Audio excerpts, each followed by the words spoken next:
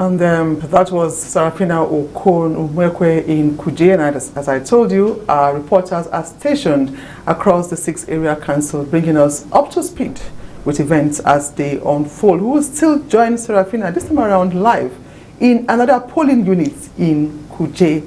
So Sarafina, if you can hear the studio, where are you and what is the latest updates? Okay. Ifoma. Yeah, I can hear you clearly. I can hear you. Hello, Ifoma. Yes, I can hear you clearly. Thank you. I'm at polling unit 001, Kuje Central by the at the Science Primary School. Have with me here a voter and an agent. Well, so far I would say it's been a peaceful process. It's calm, it's peaceful, and then, well, let me not talk too much. I have Hajar with me. Her name is Ramatu Abdullahi. She's just she just voted. So Hajar, share your experience with us. That the vote is very calm. The area is very calm. We have a very peaceful area here. That is what I have to say. Okay. Thank you, Hajar. Thank you. Okay, another person here. What's your name, sir? Well, my name is Suleiman Jamilu Diko. Okay, so what was the process like? Alhamdulillah, everything is going fine. Thank you very much. Thank you, sir. Okay, let me quickly dish out a few information. This polling unit 001 has a total number of registered voters at 860. Well, so far it's been impressive, and for the security personnel, we have the military, we have the immigration, NFCDC, and policemen all on duty to ensure that it's a hitch-free process. Well, Ifoma, maybe much later, I'll come to you for more updates.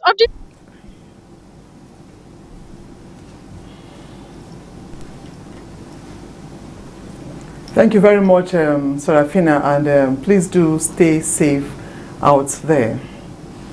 Now, it has been months of careful planning and preparation by the Independent National Electoral Commission ahead of today's polls in the Federal Capital Territory. The FCT comprises 6 area councils, 62 political wards, and 2,822 polling units, making the elections one of significant scale and importance.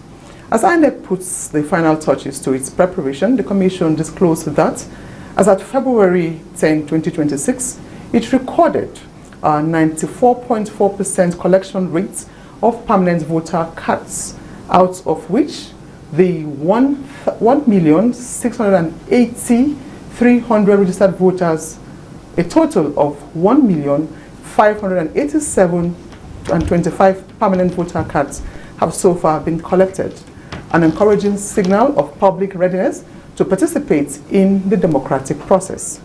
INEC has also confirmed that 16 political parties are participating in this election and have fielded candidates across the council.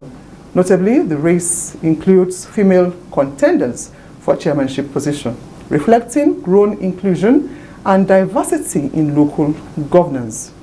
This is Fct Decide, and we are ready to bring you first-hand, timely, and credible information as events unfold, with insights from the academia, civil society organizations, security agencies, and our carefully selected political analysts who will keep you informed every step of the way.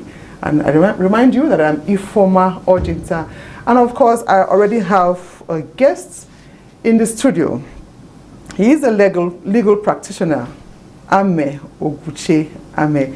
It's good to have you join us on Fct Decide this morning. Thanks for having me. Now, let's talk about knowing that the area councils or the local governments, as you know, it is understood in other parts of the country, is the closest tier of government to the people, and it is very, very important. Now, what makes this 2026, FCT area council election different from previous polls, especially in terms of preparations, voter awareness, and political engagement? All right. Thank you for the question. We have seen very passionate campaigns in the last few months. few weeks to the election. As the election day got closer, we saw very aggressive campaigns, very aggressive across all the political parties, billboards, electronic billboards, campaign banners, branded vehicles, and all of that. It's been quite interesting. I've been following with keen interest.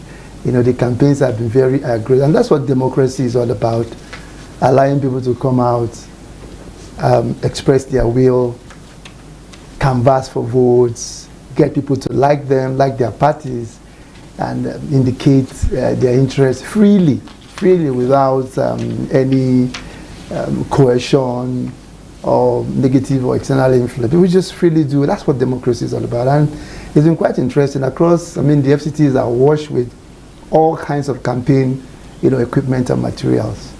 And I think the awareness has really grown. Contrary to what people think, that Nigerians are losing hope in in voting in democracy. Okay. We see that Nigerians are not giving up. They believe that this is the way to put the right people that we emancipate. Gwagwalada is ready for a live update.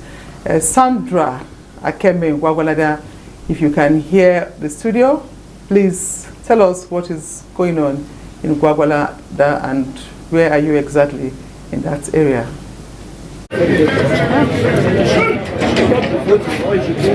Right now, I'm at Kotokuwo 2, UBE Primary School, Gwagwalada Area Council, where 6 polling units have been set up to serve a total number of 29,913 registered voters.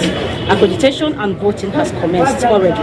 I will keep you updated as time goes on.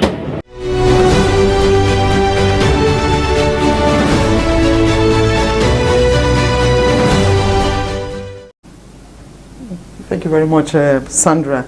Now, Barrister Oguche, before we, went on to take that report, we're talking about, how the campaigns has been. But you'll agree with me that the intensity of the campaign was just when it was very close, to the elections, because we saw fewer mass rallies this time around and more town hall meetings. Were held and stakeholder engagements. So, what informed this shift? What do you think now informed this shift, and has it helped to promote issue-based campaign? Yes, it has.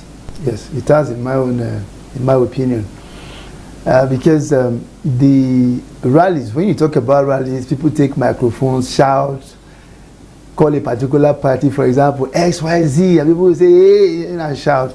You do those things, all the noise, all the razzmatazz, and then people will go back and barely see the real change that they want. But when people engage with civil society organizations, pressure groups, organizations, for example, market women, they say, no, come and talk to us. What is your plan for market women? What is your plan for traders? For example, I take Buhari Area Council. Maybe in Buhari Area Council, you have a team of maybe the people we call the what do you call them now? Those who do our cows and all of that. Mm-hmm. They have their association, Meat Sellers Association. They call it, they say, please, XYZ, come. We want you today in our town hall in Buhari. Come and tell us, what is your program for those of us who are meat sellers? And they ask you pertinent questions about your plan. For me, I think it's what will really promote accountability. You can hold people to what the promises, the campaign promises. When you engage them face to face, you hear from them. Not just carry a microphone and say, I will put roads, I will do this Trunk C Road, I will do this culvert, I will do this one. But you engage them and then you take notes. So when they get to office from day one, you start demanding those things. You said you will do this, you will do this. We are yet to see. And all of that. So I think that issue of town hall meetings, debates, these are things that will promote the actual transparency, accountability that we are. That's not to say the rallies are not okay. The rallies are good. The rallies are good. But when we engage these politicians and people who intend to go into public offices, I believe that it will promote accountability. And then it will also help us, score them, whether they have done well or not at the end of the day. Okay. Yeah. Now, still talking, about preparations to these elections, in terms of political parties' preparation, we also observed that many of the political parties, adopted a consensus and affirmation in selecting candidates rather than the, real competitive primaries. Does this strengthen unity or does it weaken internal democracy? It depends on the circumstances or the factors at play. One, democracy is government of the people, by the people, and for the people. Parties can decide how they want to come up with their candidates. So long as people are not intimidated, they are not coerced. Just like the way in the National Assembly you hear voice votes, those against, some voice votes and all of that. So, and it's a game of numbers, like we know. It's about the majority. You definitely will have dissenting voices. But like we say, the minority will have their say, majority will have their. So that's what democracy is all about. It may not be the best form or the best way to bring up credible leaders. But if you're able to warm your way into the hearts of the people at the party level, and we say, okay, we're looking at maybe, for example, Mr. DEF, and there is Mr. SYZ, and all of that. And we say, those of you, would you want us to, the parties can come up and say, okay, and among also the stakeholders of the party, there's a lot of, because as a son of a former politician, my father is no more, but I've seen politics. The campaigns, this is what I'm trying to get. They move from room to room. I followed my father so much. You see them knocking. By 1 a.m., they'll knock at your hotel room. They'll come. Please, look at, So it saves time. It has advantages and disadvantages. It saves time. Flip the coin. Okay, let's put it to vote. Are you getting it now? That helps to tell, give you exact figures. When you talk of majority, people who are in support of this, it can give you exactitude of figures and all of that. So whichever way the parties go about it, one thing that we must say is this: people must not be intimidated, people must not be coerced, people must not be threatened. Let it come freely and let it be something that it's the will of majority of the party people to say, we want this person. So whichever way it goes, whether direct or indirect primaries, or they say it's consensus or whatever it is called, let it be that it came from the people's free will to say, we like this person. So sometimes it saves time, it saves cost. The cost of doing ballot papers, you arrange the venue, you bring boxes, you start spending money and all of that. So the consensus thing can work if the party leaders and stakeholders arrange it in such a way that people's will are not trampled upon. And one thing must be said: everybody cannot be happy. When you talk about emergence of, everybody in the party cannot be happy. But the majority must have their way if it is a democracy. All right. So a democracy or politics is evolving. It is evolving. We're better than where we are coming from. That's the truth. We're better than where we're coming from. Well, that is good to know. Now, in elections, they tell us that the power is in the hands of the people, and we want to know if people know if they really have this power. And that brings me to a special report compiled for us by Onotu Yakubu on the power of the thumb. From lines to loops and from grip to release, the thumb tells a tale without speech. In most scenarios, it meets the palm and attacks begin. To open the action of the thumb, the hand waits to slow tasks and balance shifts. In such situations, life turns awkward, not by loss of strength, but by loss of link. As a matter of fact, every part of the body is very important. If any part of the body is hurting, even the ones that are hidden inside, as is described, most of the body cannot function well. Talk less of the thumb that you use to hold something, to grip it, to use it when you want to hold knife to cut. The thumb has to be involved. If one thumb is removed, is not the same. The term should always be respected and be applied and be used with a deal between thought and action. Cultural connotations exude this critical part of the human body with spoken approval, warning, or resolve, all without a word. Within the context of our society, the value placed on the term is very, very small value, little value is placed on it, and the reason being that decisions, that are some of the most important decisions that anybody will make, are taken with laxity. The term in civic life carries a role that shapes fate. Across the FCT, come the 21st of this month, the term will meet ink again.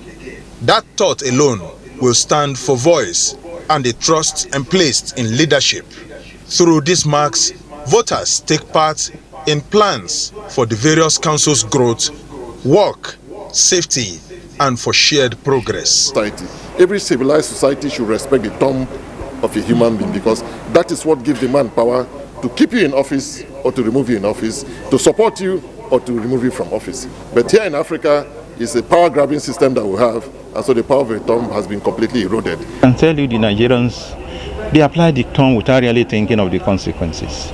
We have not used it wisely in most cases. The few ones that use the term wisely, at the end, the use of term does not really make any difference, because majority will definitely determine what the outcome of every election. And I think there's need for sensitization, there's need for the people to be properly enlightened. At such point, the term is not just part of the hand, it is a proof of presence and a bridge between the will of the people and the path ahead. Onotu Yakubu, NTA News. Very interesting indeed, Onotu, for that educative report on the power of the thumb. Now, Pastor Buche, what is your take on that, on the power of the thumb? Very powerful, especially today among illiterates. As a lawyer, some of them give us instructions. It is typed, written, and then they just thumbprint, telling you, or giving you the instructions to go represent us in court or in a matter. So the thumb is very powerful. In the banks, we use our thumbs to ascertain, fingerprints and all of that, to ascertain that we are owners of a particular account, or for forensic purposes and all of that. So the thumb is very, very powerful. You may wish to thumbprint on a document to show that you are giving it your consent or approval. You may wish to sign if you can. So any of them, the thumb, of course, the importance of the thumb cannot be overemphasized. Yeah. Thank you very much. Now, this today's area council election is seen as very important, as it is the first, since the enactment of the amended Electoral Act. Do you agree with this? Yes, 2026. That was just a few days ago. The president signed that into law, Amendment Act of 2026. I think the last was in 2023. Yeah, Amendment Act of 2023. So we have a 2026 amended Electoral Act. Okay.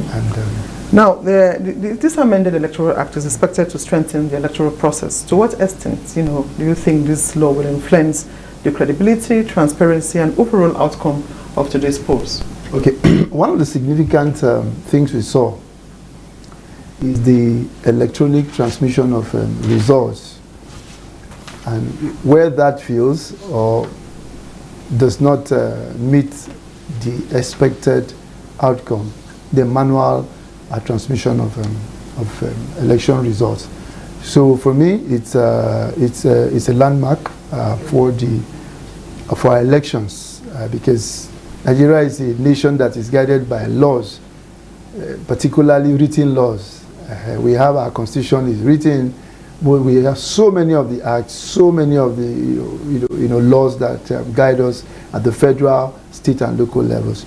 So I think as a people, we like a lot of things written down with exactitude. We want to be sure this is in clear black and white. So we have the Electoral Amended Act. I'm still looking at it. I've not really, it was just signed a few days ago. I hope to still study it more so that we can see. But one significant thing is the electronic transmission of results. Yeah. And of course, we heard the president say to us that it's not about the laws. If the people, because people operate these laws, people apply them. If we, the people, refuse to change or want to do what is right, even if you have 1 million laws or acts, if the people want to circumvent them, they can circumvent them and frustrate and make them useless. You know, so our attitude is what really matters. About these laws that we have. All right, so let's take this report now.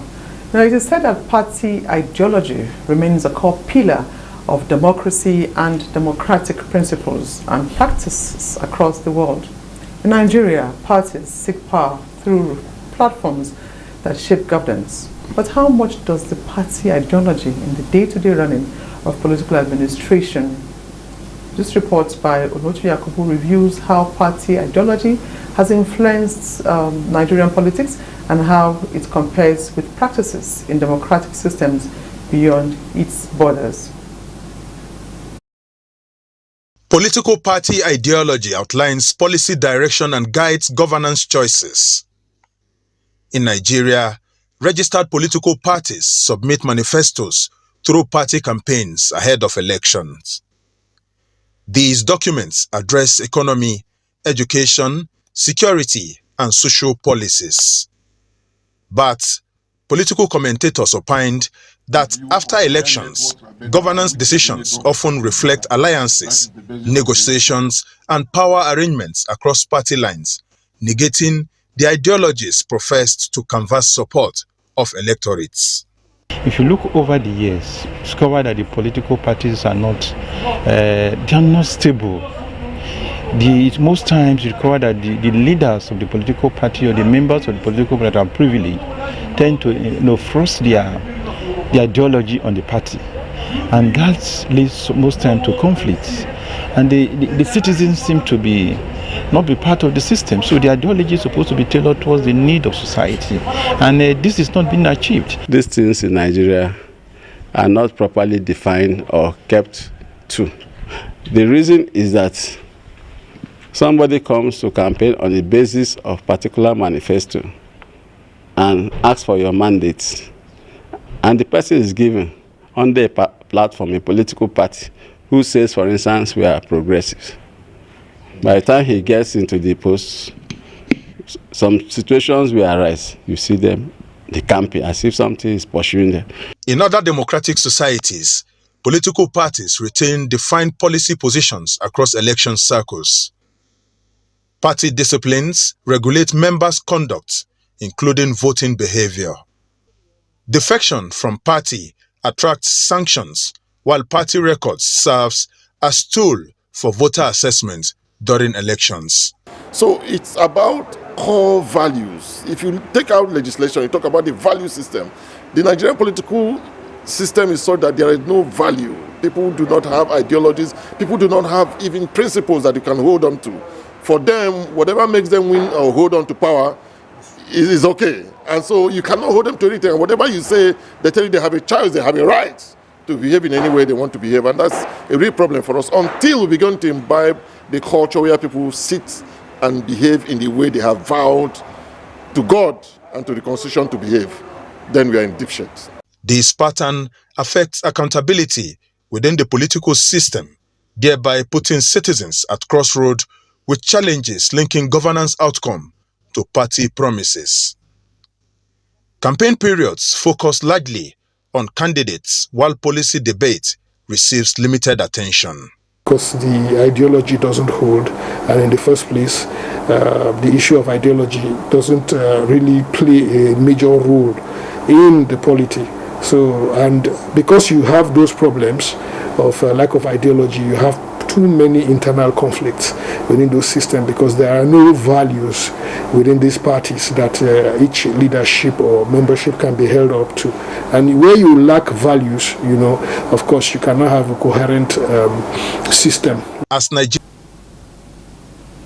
Okay, thank you very much, Onotu. We have to, cut that report now to join our correspondent live from who is covering the city center. Kama, I really don't know exactly where he is, but he will tell us. Kama, you are on. Tell us where you are and the situation at the polling units at the moment.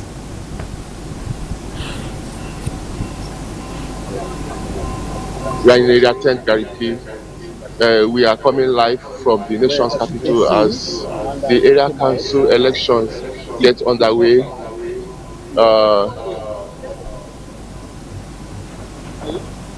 Across the FCT. Joining me in live from area 10 is the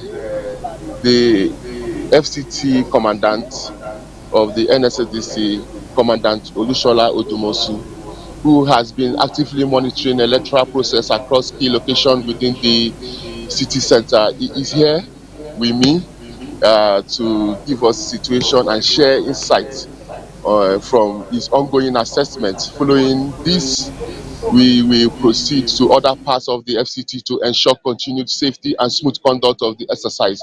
Good morning, sir. Good morning. Yeah, nice to have you this morning, sir. From your monitoring activities so far, what are the observations regarding the security situation and the overall conduct of the election within the city center? Well, so far, the election has been going well, smoothly. As you can see, we are right now in area 10, and from what you can see at the background, everything is going on well, everything is going on smoothly. And from our own end, as security operatives, we have deployed massively to all the 2,822 polling units. And so far, we have not received any report that is unpleasant. People are conducting themselves very well. I mean, the voters are coming out, and the response of INEC, timely response of INEC, the deployment of election materials, it made everything seamless. And to God be the glory, we've not had any cause for concern, and I hope we will not have that. And that's why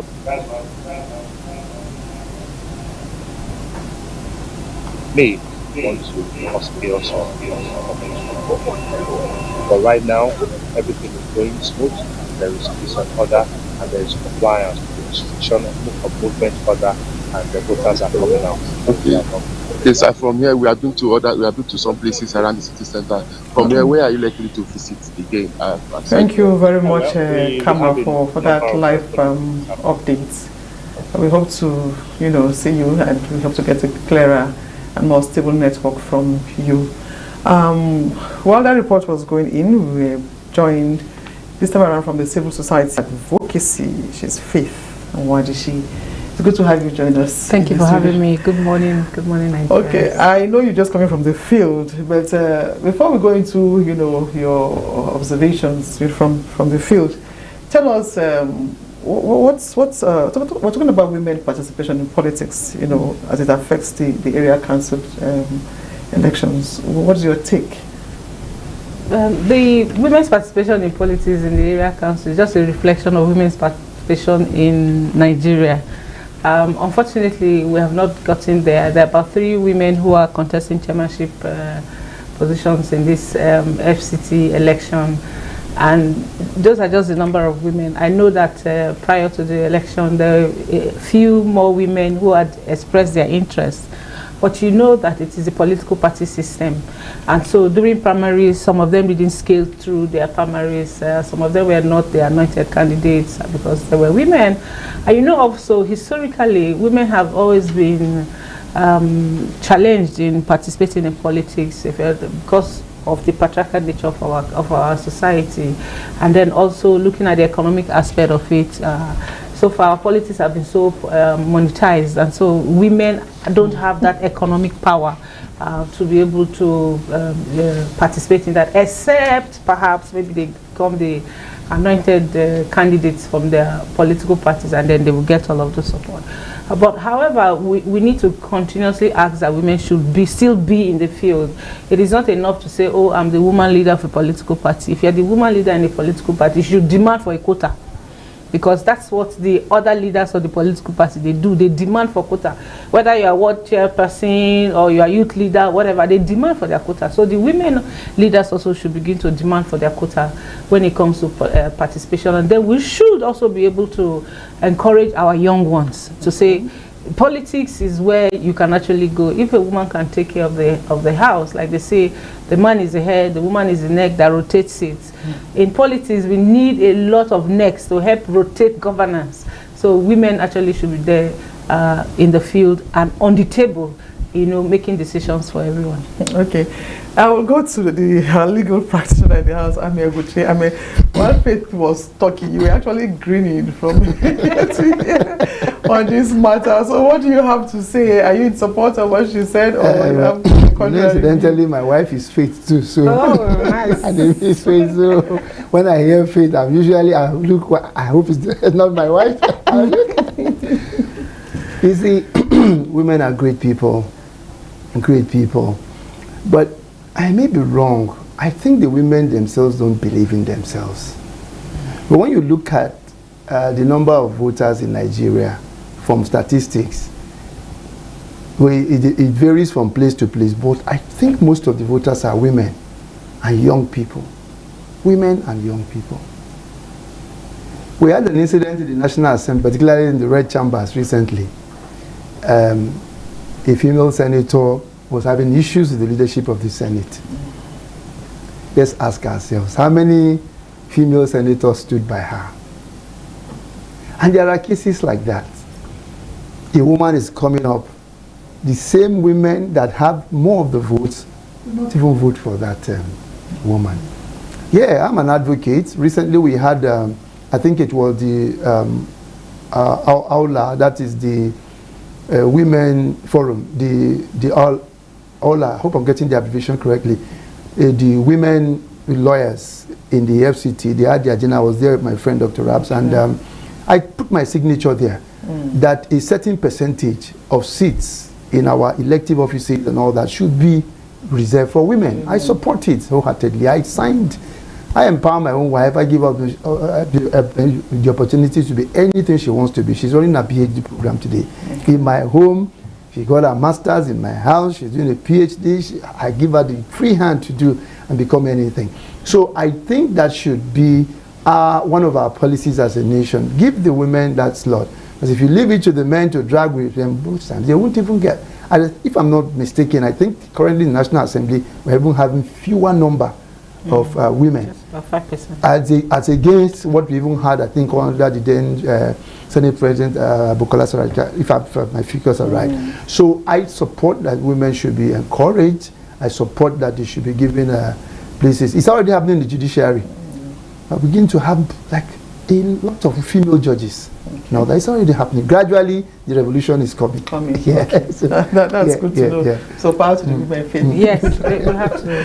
Okay, now you just coming from the field. Tell us so far, what have you observed in terms of timely arrival of election material, commencement of vote? 6:50 a.m. I went to certain polling units. INEC officials had not arrived then, even though you can say it was too early at that time. So I went to a few rack centers and found that at 7:50, that was when they were just about getting ready to leave rack centers. However, some of those polling units that I went to between 7 a.m. and 7:30, I found that the police they were already on ground. Okay, and we saw some party agents on ground without INEC. You go to certain places, INEC officials have set up. Police is there, party agents are there, but they're waiting for voters to come. So election will be happening in about 2,822, but out of those, 4 polling units will not have election today because you don't have registered voters there. Now, there are some places you go to, you see INEC officials already set up. You have like 4 registered voters, and there's nobody that has come. The other place you have about 103 registered voters, and there's nobody that has also come there. I must commend the security agencies because I see a lot of synergy. They are working together. They're not working in silos. Like in the past, when you go to the field, you're seeing altercation between sister security agents. But now you're hearing the police saying we are deploying 23,000 and more. And these 23,000 and more are made up of it's a departure from what it used to be in the past. I must commend them. However, we have started noticing that the party agents, every political party, the 17 political parties fielding candidates are supposed to have registered, like this kind of tag I have, accredited by INEC, are supposed to get their agents accredited. But you still go to the field and see that some party agents don't have the accredited tag. Okay. So their political parties are printing tags for them instead of getting the INEC accredited tag. So when you ask them, you say, oh, this was what we were giving.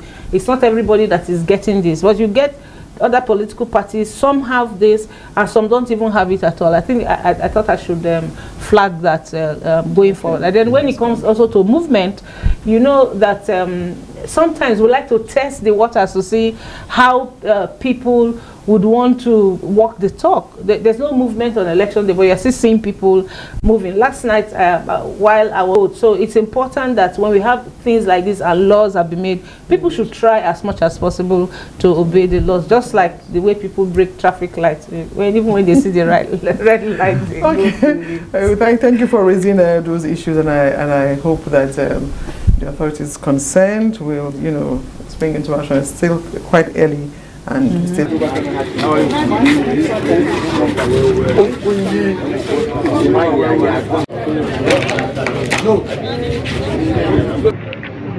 before.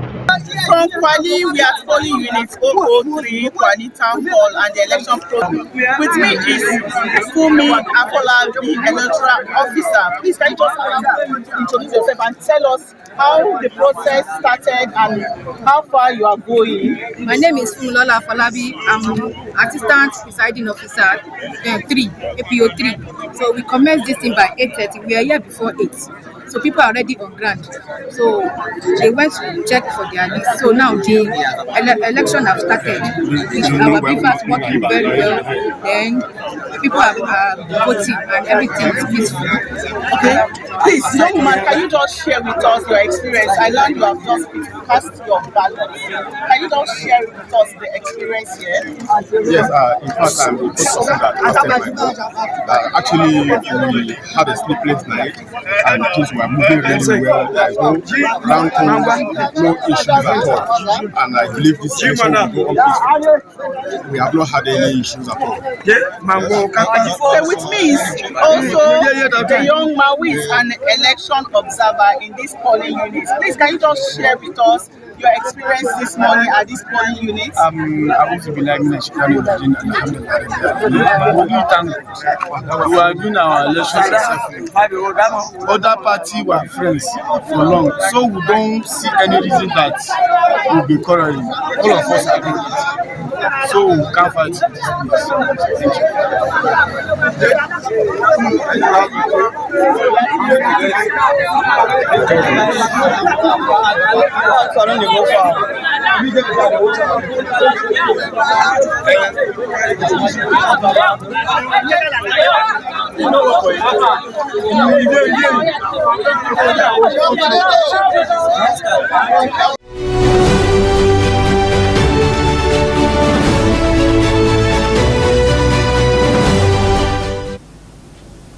Okay, thank you very much, Deborah, for that update from Kwali. Let's take a report now by Rabiat, who is stationed at the INEC headquarters here in the FCT. We have a report she had put together for us before we join her live. Let's take that report now. Yes, I am at the INEC FCT office at the Central Business District. As polling units open across the Federal Capital Territory today for voting, the election will be monitored by the Electoral Operations Support Center established here at the INEC FCT to monitor the exercise in terms of getting real-time data from field officials from the polling unit, as well as responding to incident reports promptly to ensure the smooth voting process. INEC has assured that all hands are on deck to monitor the election and to coordinate activities. It is important to note that unlike most elections in Nigeria, the FCT area council election has its own peculiarity, with collation being done across the 6 area councils and not at a central point. So the Electoral Operations Support Center established here will be monitoring closely the activities and receiving real-time data. According to information we got from the INEC officials here, they have been receiving real-time data from polling. Now, Now, the city center, over the years, we've experienced issues of, voter apathy. It's a major challenge. It's a major challenge in the FCT. Do you think locking down the territory and placing restrictions a day to the election or movement will encourage voter turnout, or wasn't apathy? Well, I think that it's because, people's culture evolve over time. You have not, because of the fact that you need to restrict movement. I've been to climbs, for instance. I had the opportunity of observing the election in Israel, but they didn't lock down everywhere, so people could go because they had that high political awareness and everywhere, so people could go because they had that high political awareness and they knew that it was their do this, I'm going to do somebody a favor. But your responsibility is not what you're not doing somebody a favor by yourself, because you have rights and responsibilities, and one of the responsibilities is to ensure that you go out to vote. So locking down has come to become a part of the culture of our electoral processes, so that people will be aware. You don't have to give an excuse why you are not going out to vote. I guess that's why they're doing it. Maybe with time, when people become more politically conscious or understand that this is their responsibility, they're not doing anybody a favor but themselves. Like I say, election period is a period where citizens, activate their power to hire and fire. So if you don't activate that power to hire and fire, some other things can happen. It is your responsibility to activate that. Until you activate that, you cannot enforce it. So that's why I think that locking down sometimes may be good, but overall, if you look at it, the economic sense of it, we're losing some things. But you need to get people to do that. Like the same thing I said, that a lot of Nigerians like to be policed. Leave people alone, and there's that impunity. But just put a uniform person there, everybody will just align. So that's what this is about. Perhaps we should look at it and change it. But I think that it has become a culture of our elections across the country. Okay, Marisa Buche, what do you have to say about that? Well, many things determine the attitude of people, how people react to respond to elections or national issues. Okay, so let's go to Rabiat. I'm told she's ready live to tell us what the situation room looks like at the FCT INEC headquarters. Rabiat, if you can hear me, what updates do you have for us this time around? Yes, thank you very much. Yes, at the INEC FCT office, you can see that they've established the Electoral Operations Support Center to track in real time data coming from various polling units. And now this support center is going to be critical this election, because they will be coordinating activities of the polling units, as well as tracking logistics and also offering support for collation and the transmission of results. And this type of center is being manned. They have about 6 to 8 persons here manning various phones and computers, receiving data from polling units across the territory. All right, thank you very much indeed, Rabiat, and keep us, up to speed from where you are. And please stay safe. Thank you very much. Okay, I was sharing my thoughts before that report came in. So, other clients, Europe, US, go to work. It's not like an election is war. Nigeria here, in fact, Abuja is even a bit sane. When you go to some of our states, election is like war. It's like you declared war. Party thugs are fighting, hitting, cutting themselves and all of that. So it shouldn't be so. Yes. And this is not just about Nigeria. The black man needs to evolve. I'm usually worried and pained about the lawlessness we see in our country. She said something about breaking traffic. That's the normal in Abuja today. It's the normal. Government officials, individuals, we're guilty. So when we talk about election, certain things encourage people to come out. I'm looking forward to a time when you don't need to tell people come and vote. They know that when they vote, what they vote will be announced, not influenced or thwarted by somebody somewhere in his room using security agencies and all of that. The last elections, if you ask me, I'll tell you that we really made a lot of progress. Our president today, the Asiwaju himself, lost in his own home state of Lagos, as powerful as he is. He lost in Lagos, he lost in Kano, he lost in the FCT here. That's the beauty of democracy. Where people say we don't want you. Another state, for example, Ekiti, will say we want you. So when people vote and they see the results of their votes, the will of the people, it will encourage them to vote next time, to come out without you asking them to do so. Secondly, when people get into elected positions or offices, you are an office, for example, you are the chairman of AMAC. You go there and people see the effect, the positive effect of your leadership.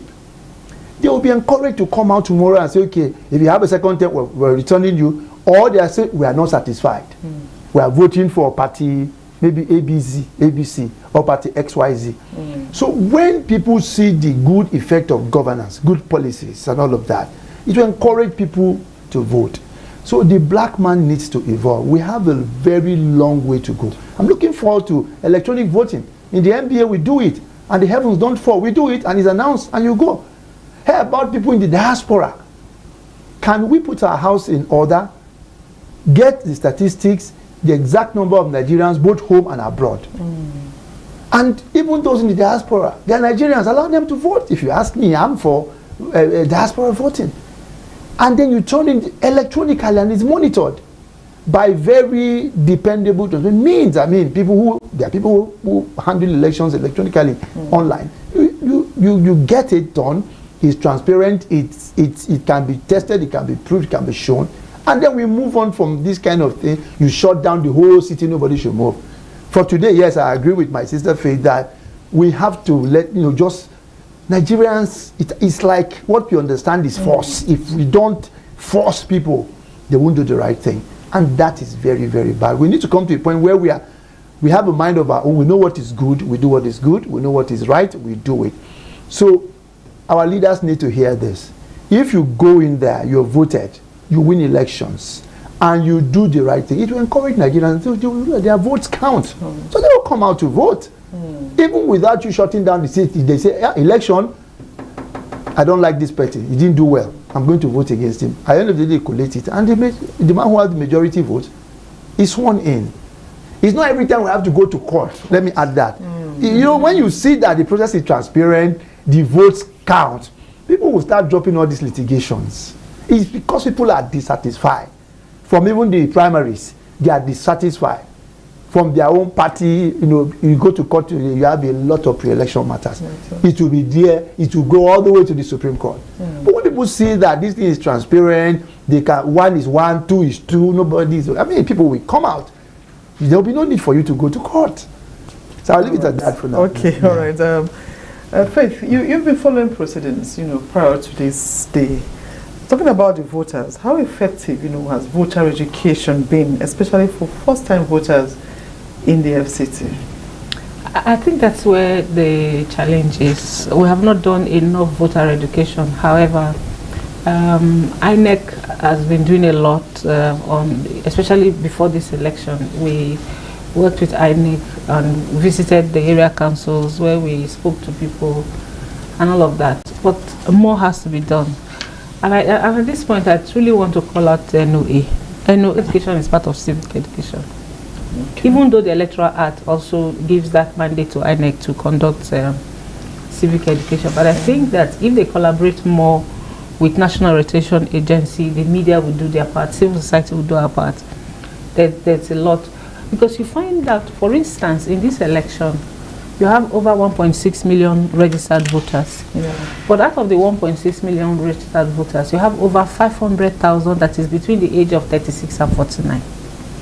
So whatever outcome we are going to have in this election today will be decided by that age, and they are the young persons. And you have people who are turning 18 certificates. It is a responsibility of parents. Okay. So if people grow old and they don't get a birth certificate, they can hold their parents accountable.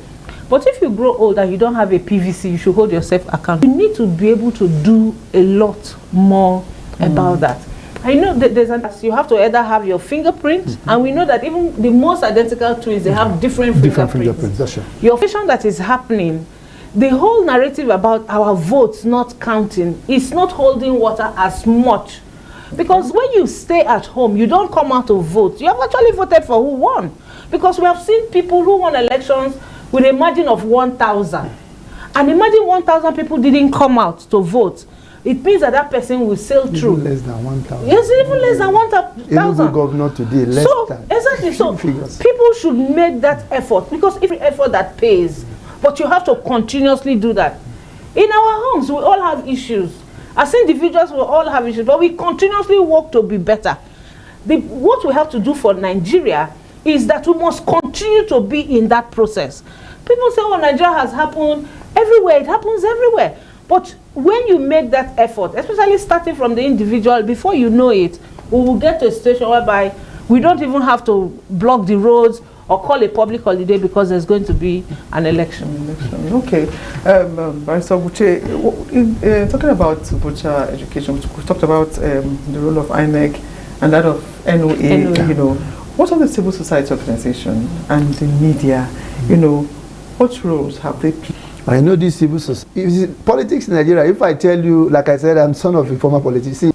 Politics in Nigeria, if I tell you, like I said, I'm son of a former politician. My father is. Politics is beyond what my father is. Politics is beyond what we're seeing in the cities. The real intrigues we're seeing in the cities. The real intrigues are in the rural areas. Yes. If you know what